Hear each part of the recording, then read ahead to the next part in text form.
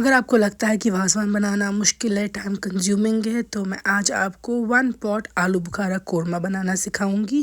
بہت ہی جلدی بننے والی ہے یہ ریسیپی۔ سب سے پہلے آپ املی کو رکھیں گے گرم پانی میں بھگو کے۔ مسٹرڈ آئل لیں گے ایک پریشر کوکر میں، جس میں آپ کو ساری کوکنگ کرنی ہے۔ تیل گرم ہو کے جو مٹن ہے اس کو میں نے تھوڑا چھوٹا کیا ہے، دیکھیے پیسز کو، اس کو میں واش کر کے ڈال دوں گی فرائی ہونے کے لیے۔ مٹن کے پیسز کو آپ تھوڑا سا چھوٹا ہی رکھیے گا ایز کمپیئر ٹو جو ہم باقی سب ریسیپیز میں رکھتے ہیں۔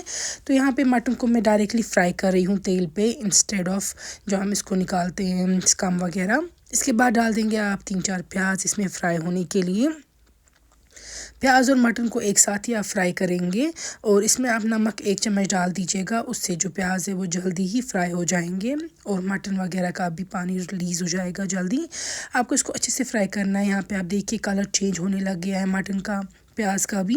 اس سٹیج پہ آپ ڈال دیں گے اس میں چھوٹی الائچی، بڑی الائچی، آپ چاہے تو دال چینی، لونگ وغیرہ، یہ مسالے اپنی چوائس کے ڈال سکتے ہیں۔ اچھے سے مکس کریں گے آپ، تب تک فرائی کرنا جب تک پیاز اچھے سے گل نہ جائے، فرائی نہ ہو جائے۔ یہاں پہ آپ دیکھ سکتے ہیں تیل سائڈز پہ ریلیز ہو چکا ہے، پیاز کافی حد تک گل چکا ہے۔ ہلکا پانی ڈالنے کے ساتھ ہی ہم اس میں ڈال دیں گے لال مرچ۔ لال مرچ میں یہاں پہ 1 چمچ استعمال کر رہی ہوں، آپ اپنے مطابق ایڈجسٹ کر سکتے ہیں اگر آپ زیادہ تیکھا کھاتے ہیں، لیکن 1 چمچ انف ہے۔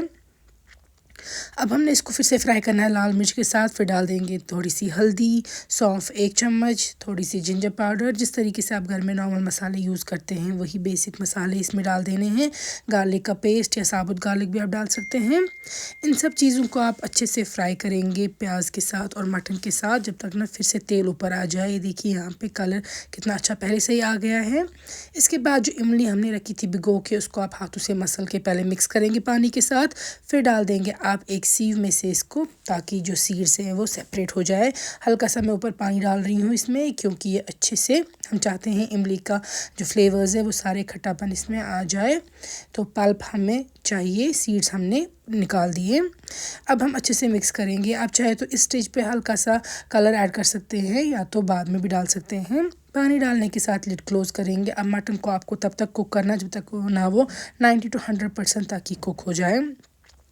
یہاں پہ آلو بخارا میں ایڈ کر رہی ہوں، جب تک مٹن سافٹ ہو جائے گا تب تک نہیں ایڈ کیجیے گا آلو بخارا، تبھی ایڈ کرنا ہے۔ یہاں پہ میں نے سیفرن کا پانی لیا ہے، اور میں نے اس میں تھوڑا ماول کا ایکسٹریکٹ بھی ڈالا ہے، تاکہ تھوڑا سا ریڈ کلر اور ہو جائے ہماری کری کا۔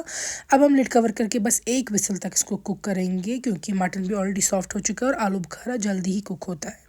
آپ دیکھ سکتے ہیں ایک ہی پاٹ میں بہت جلدی ہم نے یہ ساری ریسیپی تیار کی، اور یہ بہت ٹیسٹی بنتی ہے۔ آپ سیم وے میں ایک بار ضرور ٹرائی کیجیے گا۔